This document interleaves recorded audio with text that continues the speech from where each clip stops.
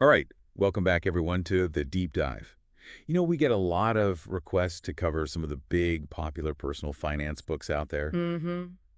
but honestly, who has time to read all of those? Yeah.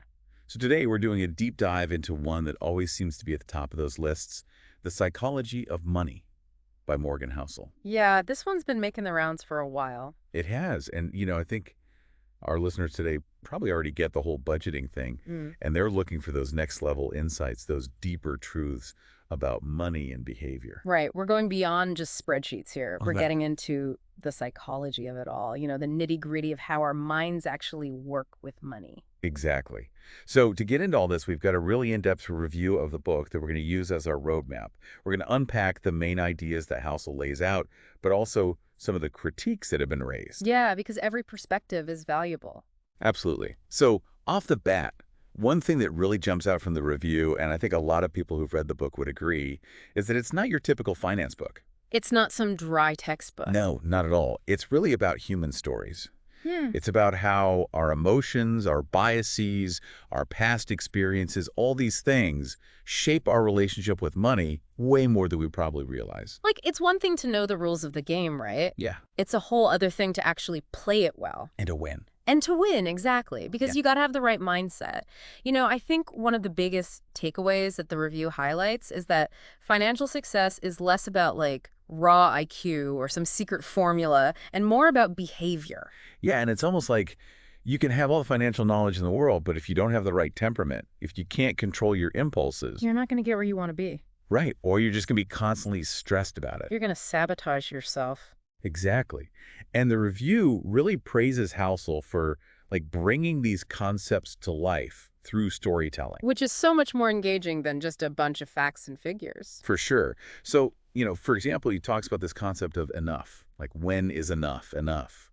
And he uses these really interesting contrasts between people who have like a lot of money, but they're always striving for more. They never feel satisfied. Right. They're always chasing the next thing. Versus someone who might have a more modest income, but they're really content. They've got a good sense of what truly matters to them. And they're happy. Yeah, they're happy.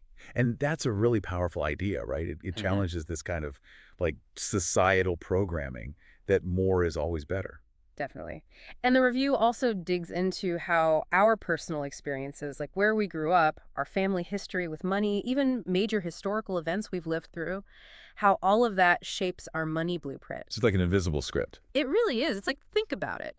Someone who grew up during a recession, they might be like super cautious, even if they have a lot of money now. Right, like afraid to spend it. Exactly. Whereas someone who's only ever known prosperity might be more willing to take risks. Or even just think about it differently, yeah.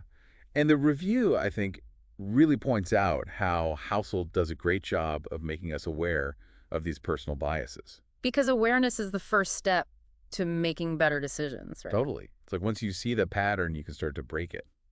And speaking of making better decisions, the review does make it clear that this book is not a step-by-step guide to investing or anything like that. No, no, it's more about the big picture. Right. It's more about understanding yourself in relation to money. But it does offer some practical wisdom, right? Like the importance of long-term thinking, saving consistently, not getting caught up in every little market fluctuation. All the fundamentals, basically. The fundamentals, yeah. But I think what the review suggests is that the real value of the book lies in how Housel frames those fundamentals.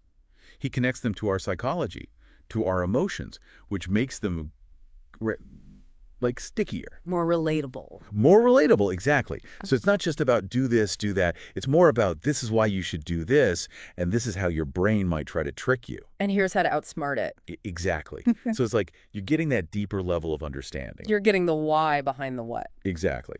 Now, the review does point out a couple of potential limitations, which I think is important to mention. So one point it raises is that while focusing on individual psychology is super important, it maybe doesn't fully address the impact of those big macroeconomic forces that are kind of outside of our control. Right, like a global pandemic. Exactly. Or like a massive recession. You can be the most level-headed investor in the world, but if the whole market tanks, Yeah, you're going to feel it.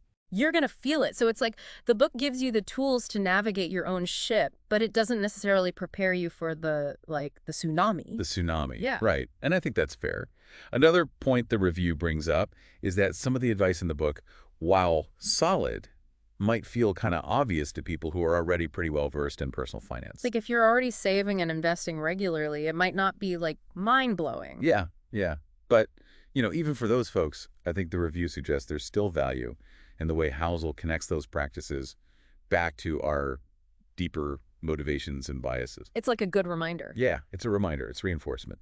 Okay, so we've covered a lot here. Let's kind of bring it all together for our listeners. Absolutely. What I'm taking away from this review is that the psychology of money offers a really valuable perspective.